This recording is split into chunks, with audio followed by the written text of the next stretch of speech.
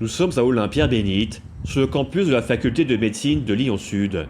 Ici, tout semble habituel, et pourtant, dans l'ombre, sévit un mal insoupçonné. En effet, depuis quelques mois, un nouveau médicament est disponible en vente libre. Une fameuse pilule grise, censée avoir des effets bénéfiques sur la mémoire. Les étudiants se l'arrachent. Voici Dylan, étudiant en première année de médecine. Il a accepté de témoigner une semaine avant les examens. Franchement, gros banger les pilules là. Voilà, j'ai juste à reprendre, après j'apprends, après j'en reprends, après j'apprends, après juste à reprendre pour les examens. Franchement, après moi j'ai pas essayé, mais c'est mes potes, ils m'ont dit que ça marche. Donc voilà, en attendant c'est best life. Dylan n'est pas le seul à s'adonner à ce genre de pratique. Selon les dernières études, près de 2 étudiants sur 3 ont recours à ces pilules, au grand désespoir du corps enseignant qui a tiré le signal d'alarme dès la mise en rayon du nouveau médicament. Oui non, c'est un scandale, c'est un scandale. Notre société est au bord du précipice, je tiens à le dire, voilà, j'ose le dire. Je ne comprends pas comment on peut tolérer que ces gens qui ont recours à cette drogue continuent comme ils le font. Je vous le dis, dans 5 ans, ils vont finir à l'EHPAD, et dans le meilleur des cas, j'ose vous le dire. Oui, vous pouvez dire oui, mais j'ose vous le dire. Pourquoi les pouvoirs publics ne font rien? Rien! Alors qu'au bout d'un moment, c'est quand même notre avenir qui est en jeu, notre avenir, celui de nos enfants. C'est à se demander s'ils sont pas vendus finalement au secteur privé, s'ils sont pas complices même, j'ai envie de vous dire. L'histoire les jugera, et on se souviendra tous que le gouvernement français et les institutions européennes, sont des vendus à la botte finalement de ces industriels, de ces 1%. Nous avons contacté l'entreprise qui synthétise cette nouvelle molécule et avons pu obtenir un rendez-vous à Paris, à 2 arrêts de métro du palais de l'Élysée, avec un agent du service de communication. Bonjour. Nous avons saisi l'occasion de lui faire part des inquiétudes des professeurs.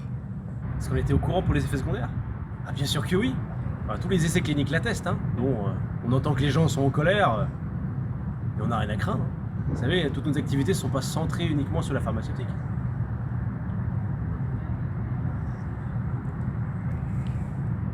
Mais vous avez pas honte? Non, on est riche. Mais toutes ces vies détruites pour rien, ça vous fait rien? Non, on est riche. Mais vous condamnez votre propre espèce quand même.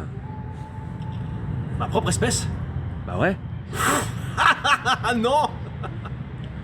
On est riche. Bon allez, bon courage avec votre petit reportage. Une semaine est passée depuis les examens. Nous nous trouvons devant l'appartement de Dylan, aux abonnés absents. Puis, finalement, au bout d'une dizaine de minutes, le voici pour nous accueillir. Dylan ne nous reconnaît absolument pas. Il ira même jusqu'à nous confondre avec ses camarades de classe. Vous voulez boire un truc? Dylan est chez lui, et pourtant, comme vous pouvez le constater, il ne semble pas savoir où se trouvent ses affaires.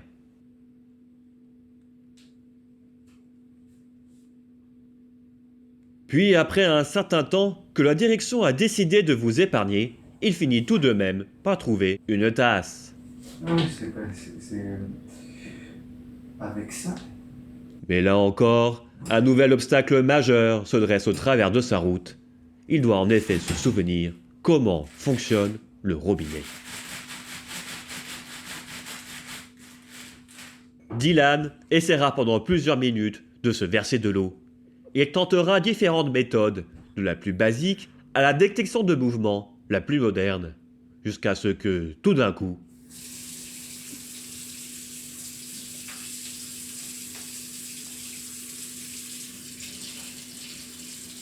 et quand on lui demande comment se sont passés ses examens, L'examen?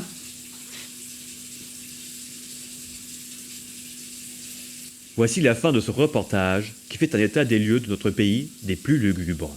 La pilule grise est partie pour rester en rayon encore longtemps, malgré le fait que toutes les couches de la société en subissent les conséquences pour le profit de quelques-uns.